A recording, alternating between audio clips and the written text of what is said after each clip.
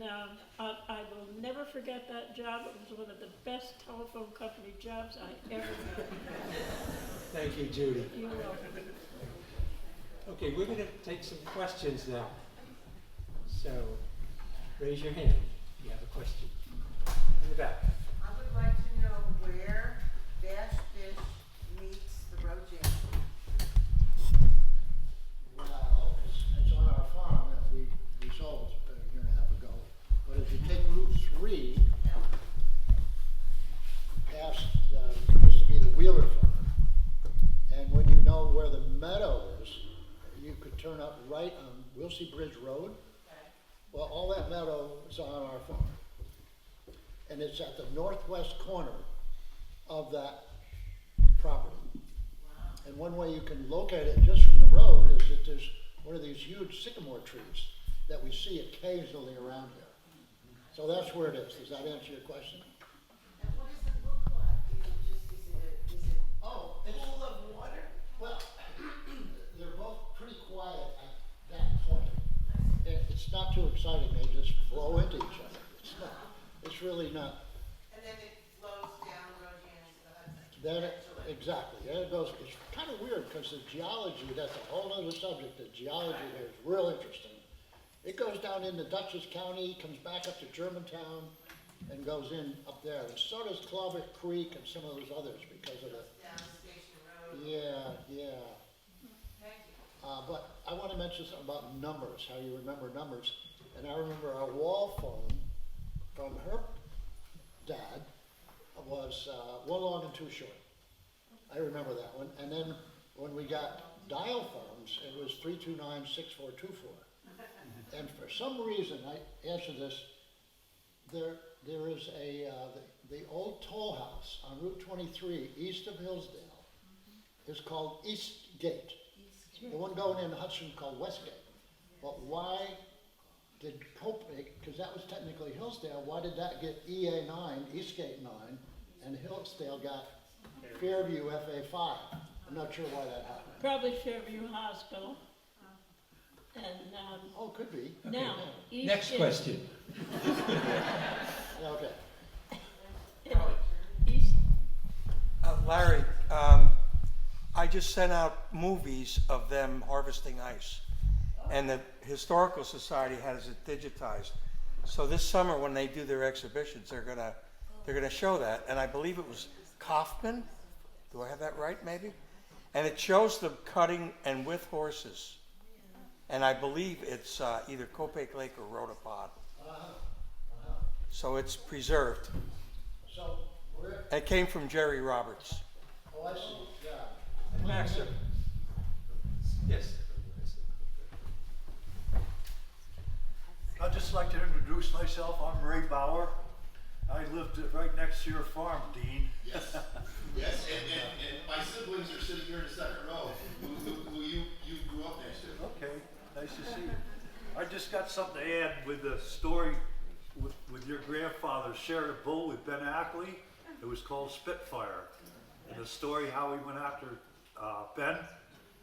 Well, when we were kids, we were playing in the front yard, and your grandfather had a bull. I don't know if it was Spitfire or not, but he had it in the bullpen where the green barn used to be, where the green metal barn you guys put up. And us kids were playing out on the front yard, and all of a sudden we heard some awful cracking. And he had got that bull in the 3-inch oak planks, and that bull broke out of those oak planks. And he ran up on a yard, and it was your dad, your Uncle Donald, and your father came up with guns. And then your grandfather said, "You kids better stay in the house because we don't know what that bull's gonna do." Well, they did manage to round him up, and they got him in the barn, down the lower part of the barn where they had the metal stalls in there, the birthing stalls. They put him in there.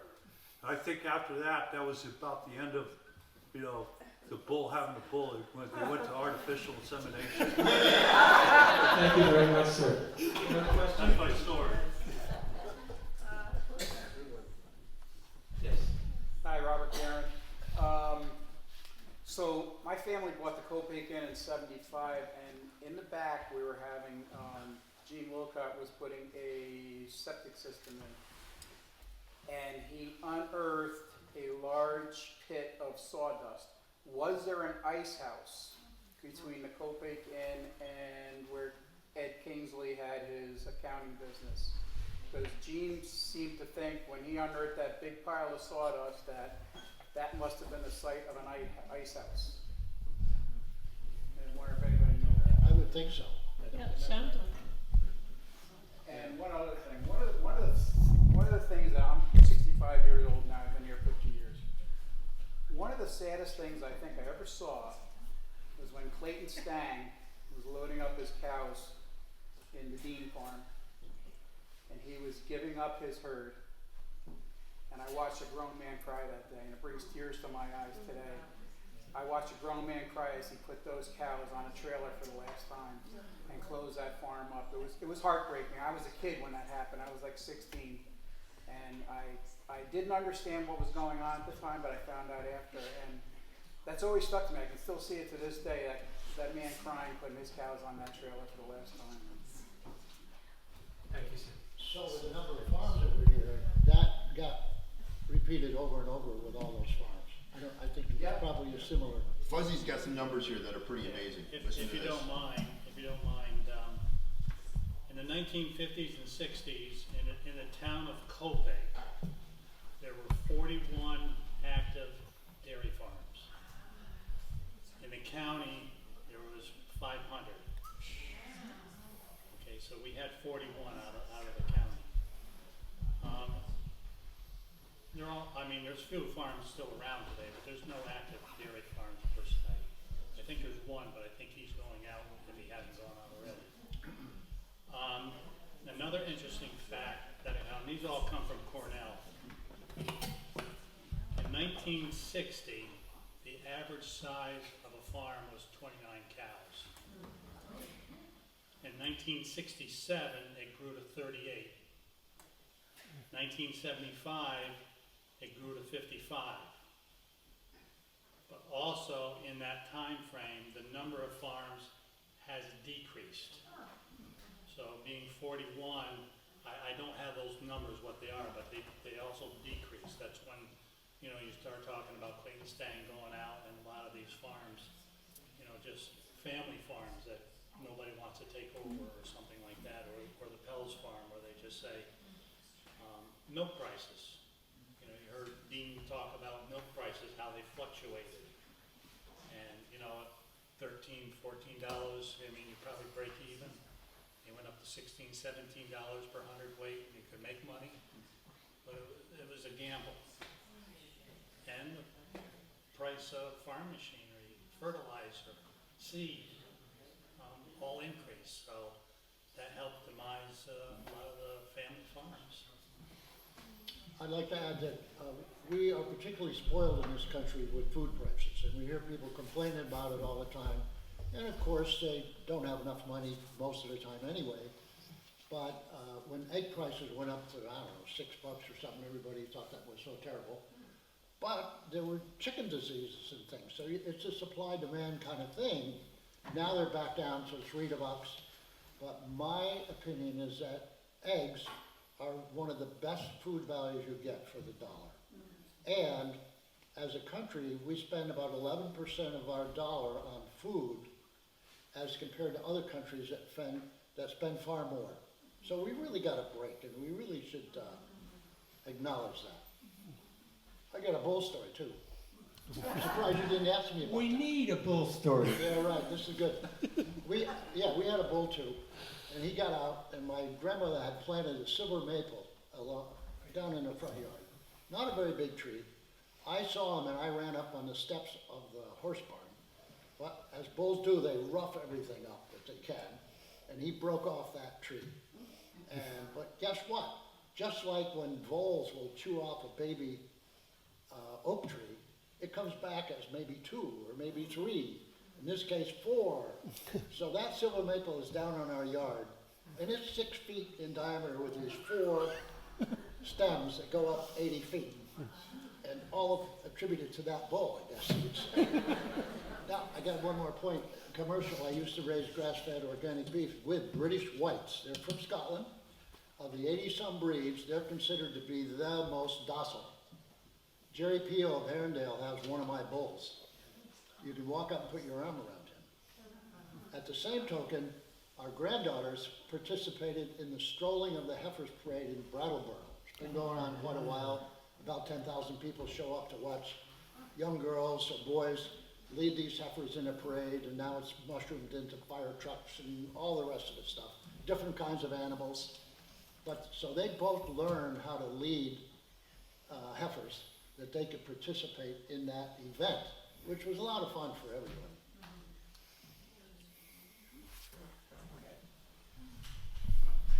You want some more history?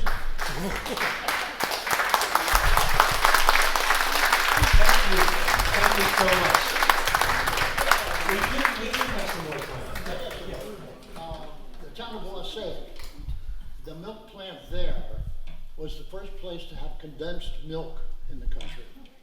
We got quite a bit of history that way. Let's see what that was a Borden plant too. Thing about the hay floor. You mentioned about Borden, I have a contract here that my great-grandfather had with Borden's from 1899. And it talked about from 1899 to October of 1899 to March of 1900, the contract they had with my great-grandparents, and it was, you were talking about, how much per 100 pounds. Back then it ranged anywhere, depending on the volume, of 170 pounds to 260 pounds, anywhere from $1.20 to $1.40 per 100 pounds of milk. So to show you the cost of living back then. So our area was connected with trains way earlier than it was cars. I mean, cars didn't happen until early 1900s, but 1840s we started having trains, steam trains and stuff. So Copake had its train, and two trains went across our farm on East Ancrum Road. One went to the ore pits at the crossroad of Over Mountain and East Ancrum Road, and the other was the Poughkeepsie and Eastern. It went to Ancrumdale and on down to Pine Plains and Poughkeepsie. Now, my dad went to the one-room schoolhouse about a mile up the road. That's 1 through 8. They didn't have cafeterias or gymnasiums or laboratories or any of that.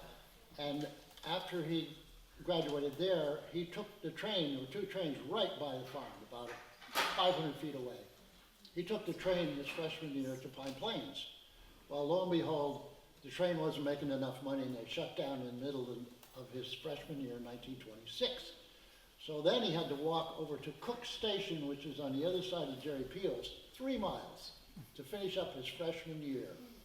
After that, he quit, and I don't blame him, because he didn't have any LL Bean clothes or any of that kind of stuff. But my point is that education in a rural area was pretty tough compared to kids that lived in larger towns or even cities.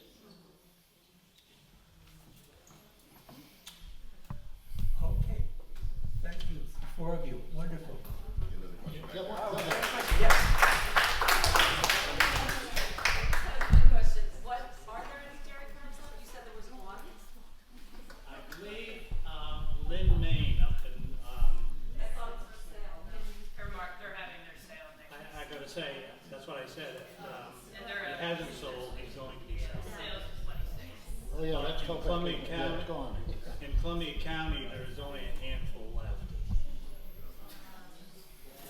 Back to Copake a minute, there was a thing called Wilkinson Store, right in the middle of town, which is now, what's it called now?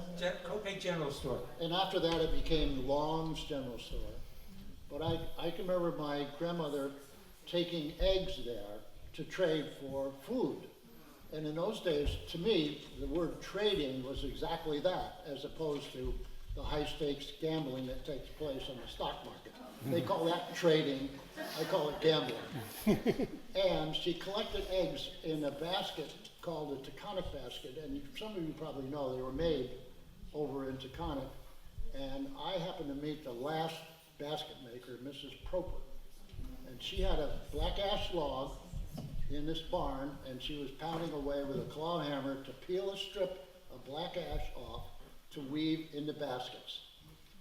There is a photo of my brother on a tricycle. He's probably 7.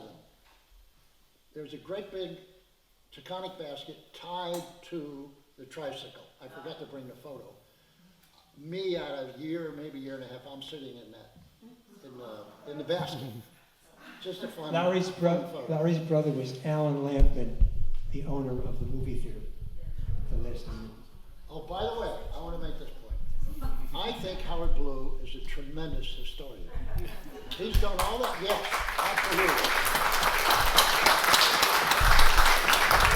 He's done all this work, and lately I've been inviting people to go to Copic Town Hall and see some of the stories that you were able to put up there. So we thank you very much for that.